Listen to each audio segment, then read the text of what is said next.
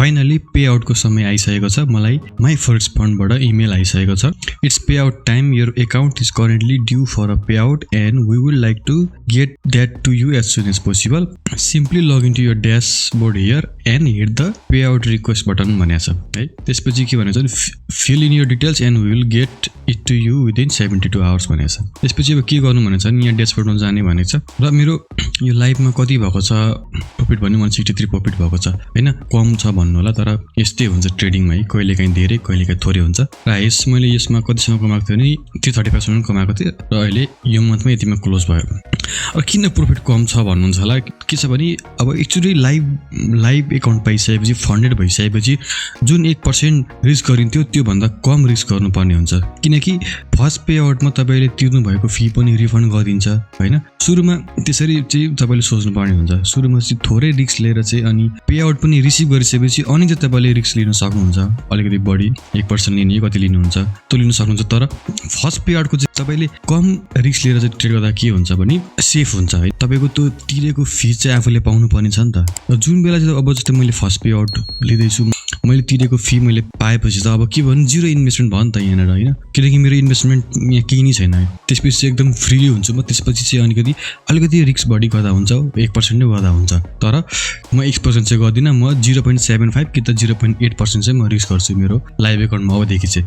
र पे आउटमा चाहिँ मैले 0.5% रिस्क गरिरहेको थिएँ र यिनीहरू कुरो भयो। पे आउट टाइम भइसक्यो होइन। यहाँ अब पे आउट भन्दा बटम जुन हुन्छ यो जस्तै पे आउट कुन बेला हुन्छ भने तपाईँलाई भनौँ, तपाईँको 10 ट्रेडिङ डेज चाहिँ कम्प्लिट भएको हुनुपर्छ अनि तपाईँको 30 दिन कटेको हुनुपर्छ। यहाँ आज कति डे हो, 31 डे भयो। त्यसैले मैले अब पे आउट लिन मिल्यो। अब म पे आउटमा क्लिक गर्दैछु। पे आउटमा क्लिक गरेपछि यहाँ चुज मेथड भन्दैछ अनि क्रिप्टो करेन्सी भन्ने पनि अप्सन छ र डिल भन्ने पनि छ। अब क्रिप्टो करेन्सी चुज गर्नुहुन्छ भने तपाईँको बाइनेन्स वालेट वा कोइन बेस वा के छ तपाईँको क्रिप्टो वालेट, त्यो एड्रेस हालेपछि क्रिप्टोमा आउँछ। तर अब हामी नेपालमा छौँ, नेपालमा क्रिप्टो करेन्सी ब्यान छ, इलिगल छ। त्यसैले हामीले अब डिलबाट ब्याङ्कमा ल्याउनु पर्ने हुन्छ। त्यसैले अब डिलमा क्लिक गर्छु मैले। डिलमा के भनेको छ नि, वाइज, ब्याङ्क ट्रान्सफर, पेपाल भनेको छ र ब्याङ्क ट्रान्सफर हुन्छ, त्यही भएर डिलमा मैले क्लिक गरेँ है त। क्लिक गरेपछि अब यहाँनिर डिल इमेल एड्रेस भन्दैछ। अब तपाईँको के हुन्छ भने सुरुमा तपाईँले डिल एकाउन्ट बनाउनु पर्ने हुन्छ।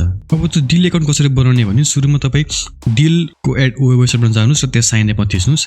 त्यसपछि आफ्नो यसरी डिटेलहरू हाल्नु, फर्स्ट नेम, लास्ट नेम, अनि I'm citizen of Nepal, country of tax resident Nepal, legal status के छ, तपाईँ इन्डिभिजुअल हो कि कम्पनी हो, इन्डिभिजुअल हो होइन। आफ्नो डेट अफ बर्थ हाल्नुहोस्। अब डेट अफ बर्थ हालेपछि तपाईँको मुनि के छ भने पासपोर्ट वा आइडी नम्बर भनेको छ। अब यहाँ के हाल्नु भने तपाईँको पासपोर्ट नम्बर चाहिँ हाल्नु यहाँ है। तब आइडी नम्बर भनेको छ। आइडी नम्बर भनेको चाहिँ तपाईँको के हो भने सिटिजनसिप नम्बर हो, त्यो पनि हाल्दा हुन्छ है। मैले चाहिँ यहाँ मेरो पासपोर्ट नम्बर हालेँ र यहाँनिर अब तपाईँले फोन नम्बर हाल्नुपर्ने हुन्छ आफ्नो होइन। यतापट्टि कन्ट्री कोड 977 छँदैछ, त्यहाँदेखि 10 नम्बर तपाईँ आफ्नो फोन नम्बर यहाँ हाल्नुहोस्। फोन नम्बर हालिसकेपछि तपाईँ नेक्स्ट थिच्नुहोस्। नेक्स्ट थिचेपछि अब यहाँनिर तपाईँको एड्रेस होस्। अब एड्रेस के हाल्ने, अब आफ्नो करेन्ट एड्रेस के छ, आफ्नो टेम्पोरेरी एड्रेस हाल्नु यहाँनिर। अब एड्रेस हालिसकेपछि कम्प्लिट प्रोफाइलमा क्लिक गर्नुहोस्। त्यसपछि यस्तो आउँछ। त्यसपछि तपाईँले के गर्नु पर्यो भने के भनेछ भने अथेन्टिकेटर एप हाल्छस् भन्दैछ होइन।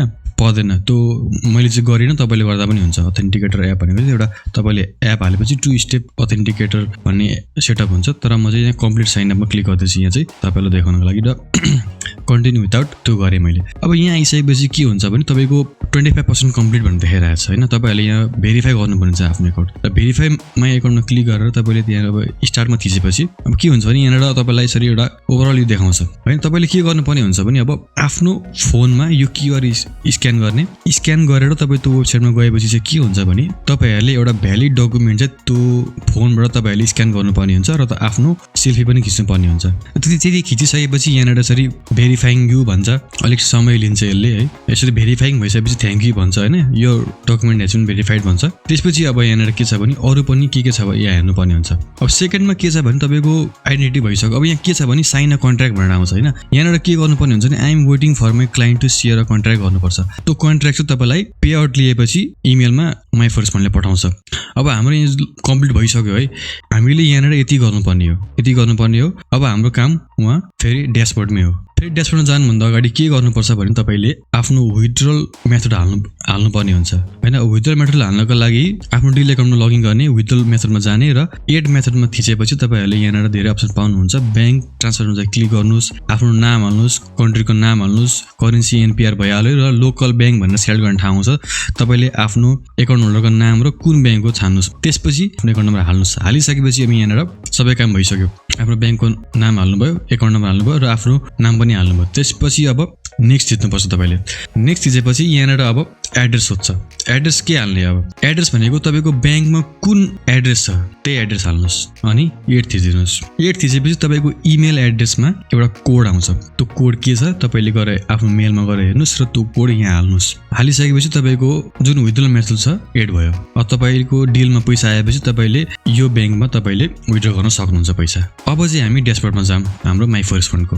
अब हामी ड्यासबोर्डमा आयौँ होइन। अहिलेको के गरेको थियो भने हामीले पे आउटमा क्लिक गरेपछि यसरी अप्सन आएको थियो, क्रिप्टो करेन्सी र डिल भन्ने अप्सन आएको थियो। मैले डिलमा क्लिक गरेँ र डिलमा क्लिक गरेपछि अब तपाईँको डिल इमेल एड्रेस माग्दैछ। तपाईँको डिल इमेल एड्रेस के छ, तपाईँले कुनबाट चाहिँ गर्नुभएको थियो अघि, डिल कुनबाट बनाउनु भयो, कुन इमेल एड्रेस, त्यो इमेल एड्रेस यहाँ हाल्ने। मैले इमेल एड्रेस हालेँ र मुनि के हुन्छ भने तपाईँको देश छान्ने आउँछ है। तपाईँलाई फेरि देखाउँछ पे आउट थिचेपछि यसरी यहाँ इमेल एड्रेस हाल्ने र मुनि कन्ट्री छान्ने आउँछ, नेपाल भनेर छान्नुहोस्।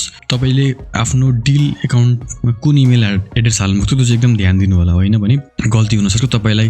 किनकि तपाईँले यहाँ इमेल एड्रेस हालेपछि जुन अहिलेको त्यो डिलमा कन्ट्र्याक्ट साइन गर भनेर एउटा आएको थियो नि, त्यो कन्ट्र्याक्ट चाहिँ तपाईँलाई माई फर्स्ट फन्डले त्यो डिलमा पठाउँछ होइन। त्यसैले यो इमेल एड्रेस हाल्नुपर्ने हुन्छ। तपाईँलाई मेल पनि आउँछ एकछिनपछि। अब यति गरिसकेपछि सबमिट थिचिदिनुहोस्। मैले सबमिट थिच्दिएँ, के भयो नोटिफिकेसनमा पे आउट 122 भनेर आयो। 122 किन आयो भने मैले कमाएको कति छ यहाँनिर 163 छ, तर सुरुमा के छ भने प्रफिट स्प्लिट 75% हुन्छ, त्यही भएर मैले चाहिँ 122 पाएँ।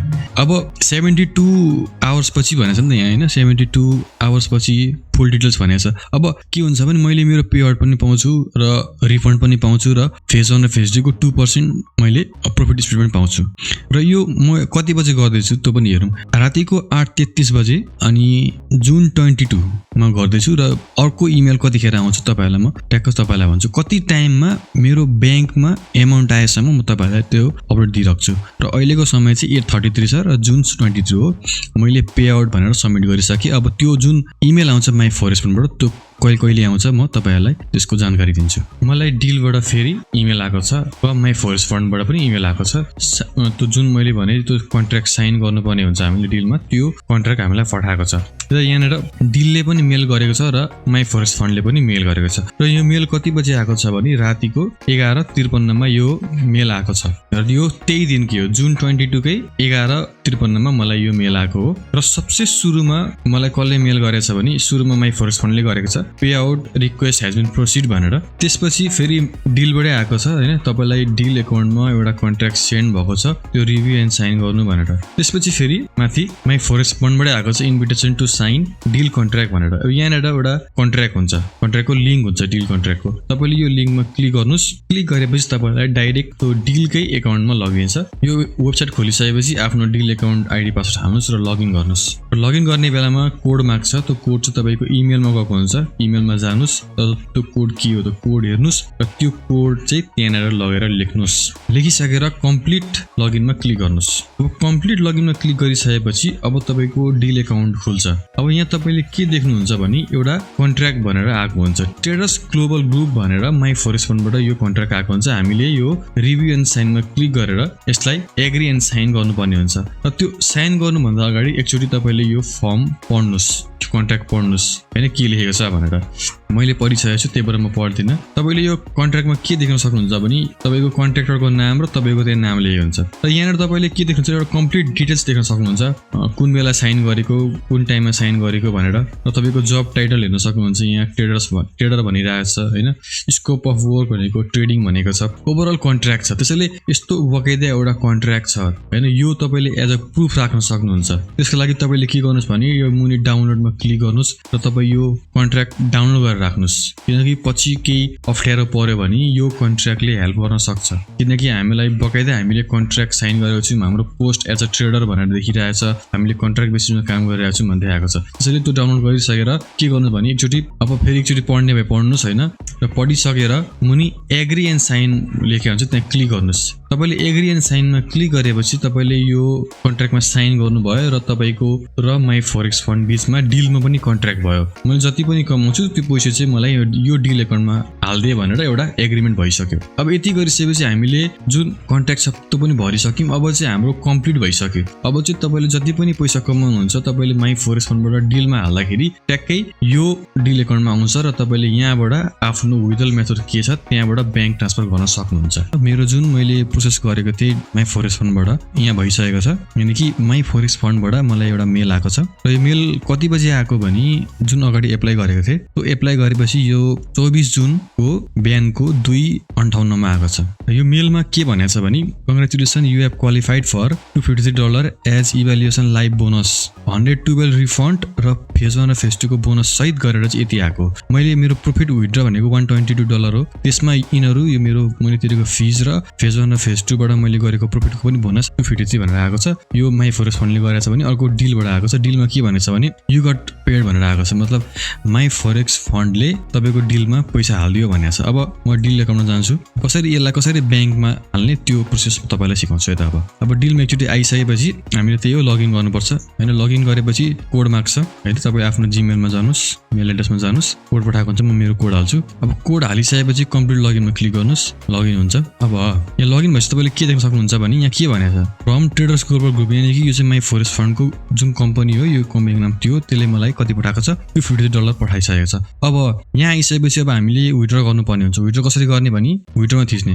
विथड्रको मेथडहरू के छ त हामीले के हालेको छौँ योभन्दा अगाडि हेर्नुभएको छ भने यहाँ हेर्न सक्नुहुन्छ मैले मेरो पेमेन्ट मेथड हालेको थिएँ ब्याङ्क भनेर। अब यहाँ ब्याङ्क थिच्दा के भनेको छ भने यहाँनिर नेपालीमा कति हुन्छ भनेर देखाएको छ एक्सचेन्ज सहित गरेर होइन। कति हुने रहेछ भने 32,565 हुने रहेछ त्यतिको। अब यति गरिसकेपछि मैले अब विथड्रमा क्लिक गर्छु। विथड्रमा क्लिक गरेपछि कन्फर्म भनेर सोध्दैछ, तपाईँको चाहिँ सोध्छ यसरी कन्फर्म भनेर, त एकचोटि मजाले हेर्नु 253.06, त्यसपछि एक्सचेन्ज गर्दाखेरि एक्सचेन्ज रेट कति पाएको छ भनेर देखाउँछ। एक्सचेन्ज फी $4 काटेछ र यो बेलाको रेट कति रहेछ भने $131 को रेटमा यो मैले यो पाएछु र यति गरेपछि 32,565 चाहिँ आउने भयो। अब मैले यस कन्फर्म गरेपछि अब प्रोसेस विथड्रल इज प्रोसेसिङ भन्छ, एराइभल अन्टिल टुमरो भन्दैछ, भोलिसम्म आउँछ भनेको छ। अब हेरौँ कति टाइममा आउँछ। र यो मैले जुन प्रोसेस गरेँ त्यो चाहिँ 24 जुन 9:41 AM मा चाहिँ, यानि कि 24 जुनको बिहान 9:41 चाहिँ मैले यो प्रोसेस गरेको छु। अब ब्याङ्कमा आउन कति टाइम लाग्छ त्यो हेरौँ है त। र फाइनली जुन मैले पर्फर्मबाट कमाएको पैसा थियो, जुन मैले डिलबाट विथड्रल गरेँ, त्यो मेरो ब्याङ्क एकाउन्टमा आइसकेको छ। र यो कति बजे आयो भने 26 जुनको 11:40 चाहिँ यो पैसा मेरो ब्याङ्क एकाउन्टमा आयो। र हामीले पुरै प्रोसेस हेर्ने हो भने यो 22 जुनदेखि मैले गरेको थिएँ र 26 जुनमा चाहिँ यो आयो। र यो किन ढिलो भयो भने बिचमा छुट्टी पर्यो, यानि कि स्याटरडे र सन्डे पर्यो, त्यही भएर चाहिँ डिले भएको हो। यदि तपाईँले मन्डेदेखि ट्युसडे भित्रै चाहिँ विथड्र गर्नुहुन्छ भने एक दिनमै आउन सक्छ। मेरो चाहिँ लामो समय लाग्यो र मैले यो भिडियोमा तपाईँलाई कम्प्लिट प्रोसेस देखाएको छु। डिलमा कसरी एकाउन्ट बनाउनेदेखि लिएर कसरी विथड्र गर्नेदेखि लिएर सबै कुरो देखाएको छु र तपाईँहरूले हेर्न सक्नुहुन्छ ब्याङ्कमै ब्यालेन्स आउँछ होइन। त्यसैले यो तरिकाबाट पैसा कमाउन सकिन्छ। यो one and only legal way हो नेपालमा ट्रेडिङ गर्नको लागि।